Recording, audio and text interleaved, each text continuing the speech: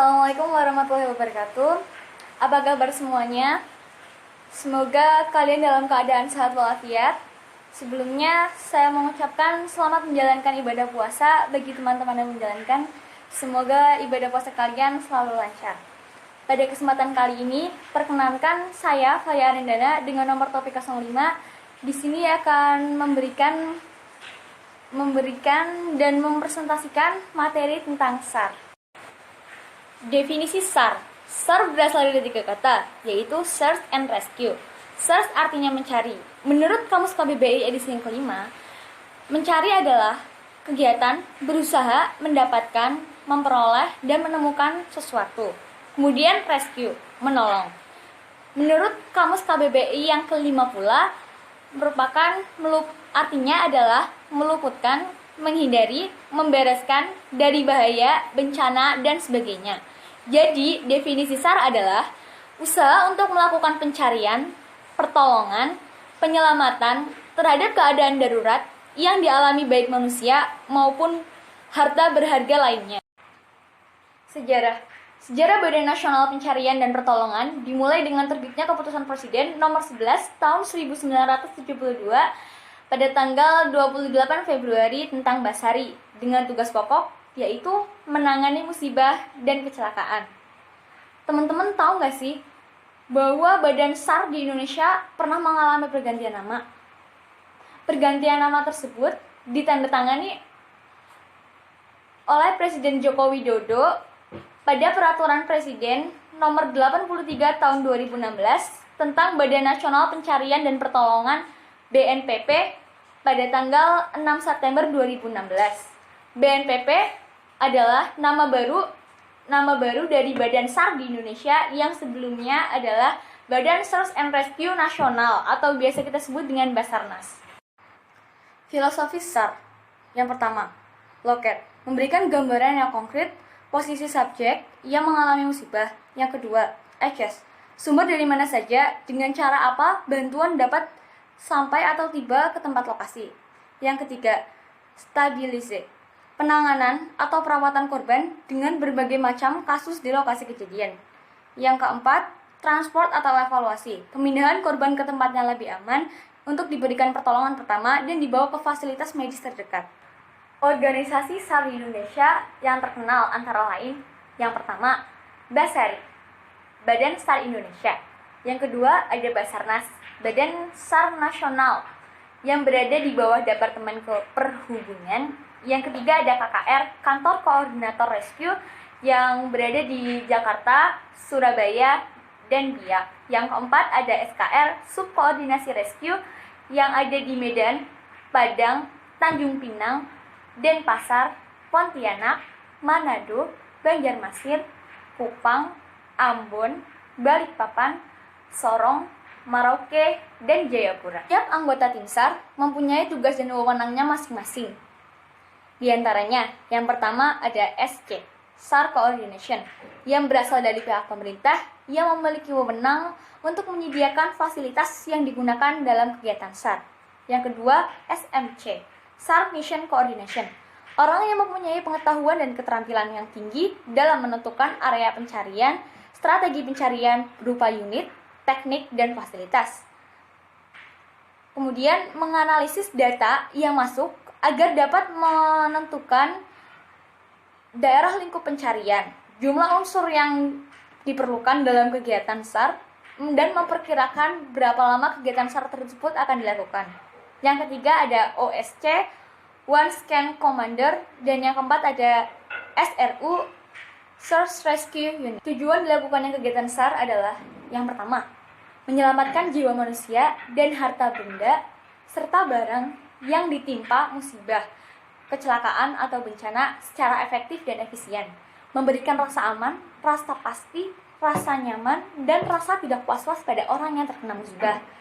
Dan yang ketiga, memenuhi dan melaksanakan kewajiban internasional dalam rangka kerjasama dan menjalin hubungan antar bangsa. Dalam melaksanakan kegiatan SAR, kita akan mengenal 3 prinsip, yaitu cepat, cermat, dan cekatan. Cepat dalam bertindak dan berpikir. cermat dalam menyusun strategi dan rencana dalam pencarian korban. Cekatan. Cekatan dalam melaksanakan. Sasaran SAR. Sasaran utama dalam melaksanakan kegiatan SAR adalah keselamatan jiwa manusia, baru kemudian keselamatan harta benda. Dalam melaksanakan kegiatan SAR, tentu saja kita memerlukan komponen-komponen penunjangnya. Komponen penunjang kegiatan SAR antara lain, yang pertama adalah organisasi.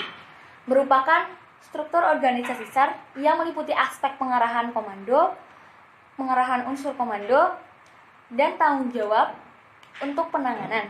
Yang kedua ada fasilitas. Komponen berupa unsur peralatan serta fasilitas pendukung lainnya yang dapat digunakan dalam membantu dan mendukung kegiatan SAR. Yang ketiga ada komunikasi. Komponen berupa penyelenggaraan komunikasi sebagai sarana pemantauan musibah atau kejadian, komando penyelenggaraan, serta pembina kerjasama dan koordinasi antara tim satu dan tim lainnya selama operasi SAR berlangsung. Yang keempat ada emergency care. Komponen berupa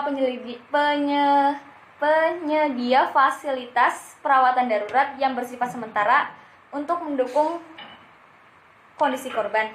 Yang kelima ada dokumentasi. Pendataan laporan atau kegiatan analisa serta data kemampuan yang akan menunjang efisiensi pelaksanaan operasi dan pengembangan kegiatan SAR yang akan datang. Sifat operasi SAR. Pada saat melaksanakan kegiatan SAR, kegiatan tersebut harus bersifat kemanusiaan, netral, koordinatif, cepat, cermat, cekatan, tepat, dan aman. Kemampuan dasar SAR. Kemampuan yang diperlukan dalam melaksanakan kegiatan SAR. Ilmu pengetahuan dan keterampilan serta disiplin ilmu pendukung yang dimaksud adalah yang pertama, pengetahuan dasar yang meliputi organisasi SAR, operasi organisasi SAR, filosofi, dan lain-lain. Yang kedua, unsur pencarian. Unsur pencarian dibagi menjadi 3, yaitu yang pertama, teknik pencarian di darat, yang kedua, teknik pencarian di laut, yang ketiga, teknik pencarian di udara. Yang ketiga, unsur pertolongan, evakuasi, dan medical first response. Yang keempat, unsur pendukung, navigasi, mountaineering, survival, komunikasi lapangan, persiapan, heli rescue. Tim SAR juga memiliki wewenang loh teman-teman.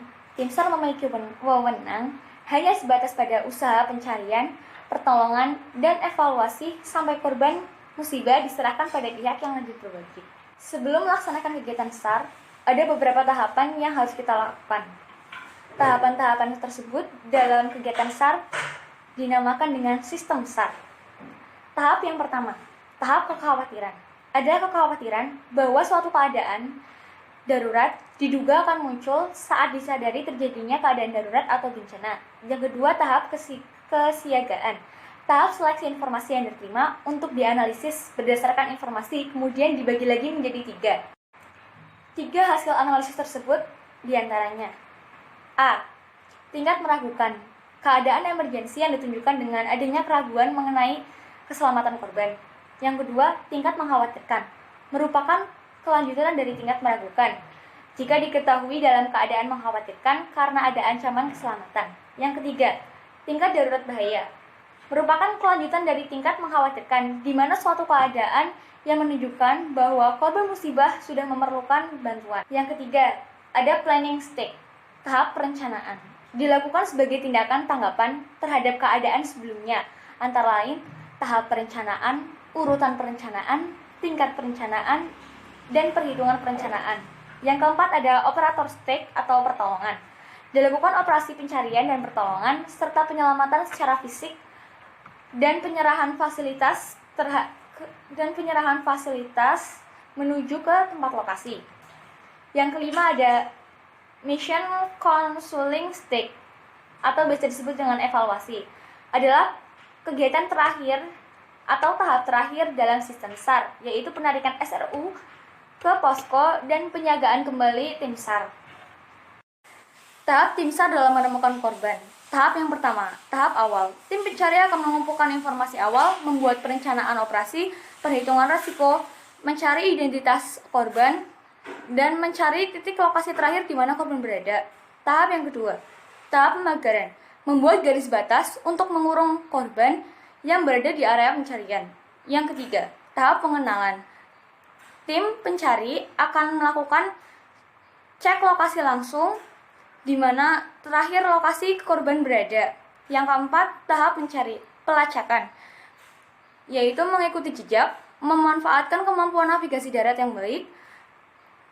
Tim harus bisa membaca jejak medan, peta, dan kompas. Yang kelima, tahap evaluasi. Ketika korban telah ditemukan, maka tim harus memberikan pertolongan pertama, membuat dokumentasi, membawa korban ke tempat yang lebih aman, dan membawanya ke fasilitas kesehatan terdekat. Demikian materi SAR yang dapat saya sampaikan. Apabila ada kesalahan atau tutur kata yang kurang berkenan, saya mohon maaf. Wassalamualaikum warahmatullahi wabarakatuh.